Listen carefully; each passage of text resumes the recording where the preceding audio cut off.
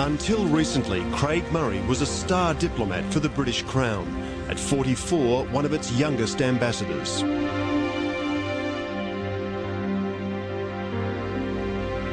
Now he's been forced from the Foreign Office and is waging a one-man war on the Blair government.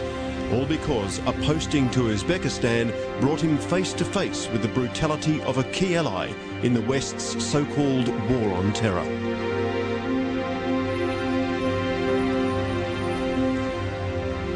We received photos of a corpse of Mr. Avazov. Had been boiled to death.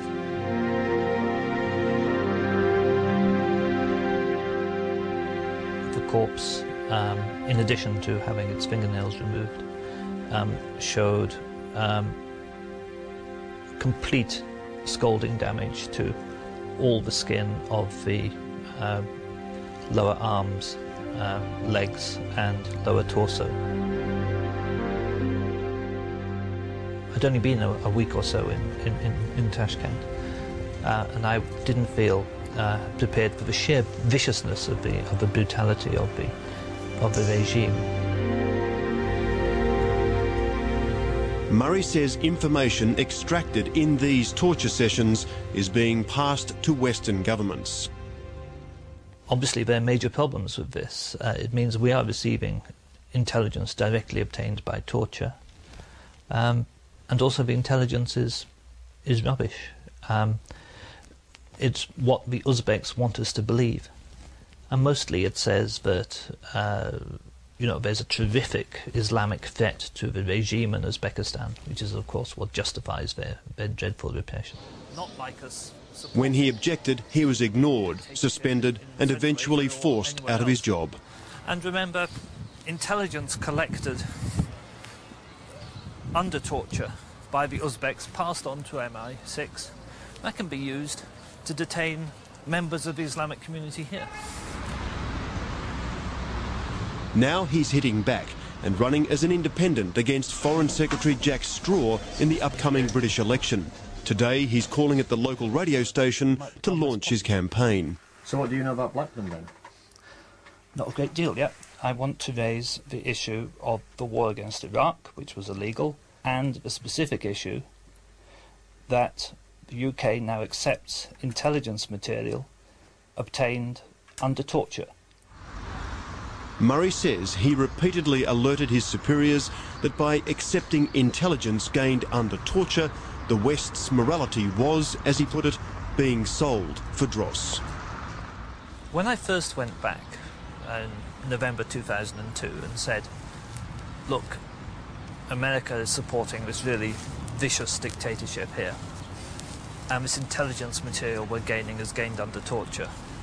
Maybe I was naive, but I actually thought that if I brought it to Jack Straw's attention, brought it up to a high enough level, then they'd stop.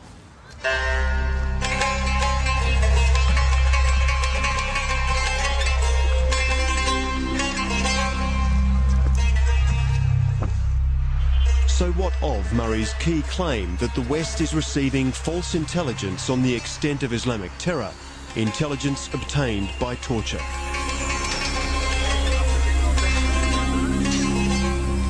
The truth lies here in Uzbekistan, the Central Asian republic that's long been a battleground between ancient Islamic tradition and modern hardline repression. After weeks of negotiations, I received permission to travel here to find out.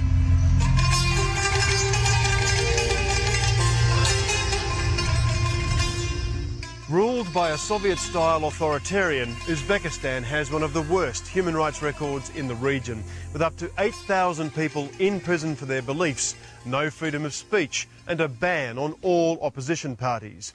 Closed to most foreign journalists, gaining official access is difficult, and once you're here, most people are too afraid to speak about the government's repression of its critics, from Islamic fundamentalists to secular politicians and even poets. Yet sitting in the heart of a volatile Central Asia, few Western governments seem willing to criticise a nation they now see as a key ally in the so-called war on terror.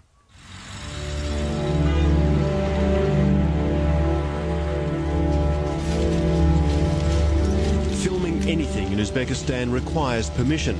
Getting testimony of state abuses means breaking away from our regular guide for meetings we'd arranged from outside the country.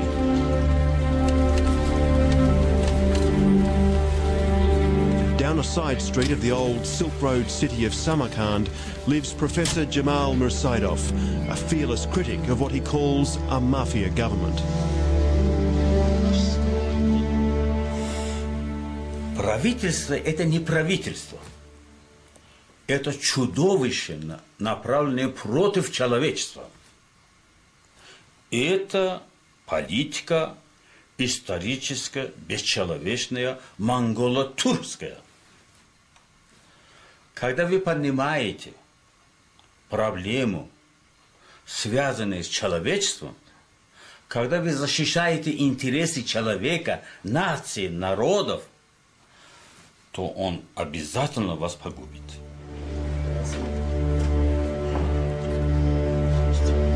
In April 2003, then Ambassador Murray travelled to Samarkand especially to meet the professor.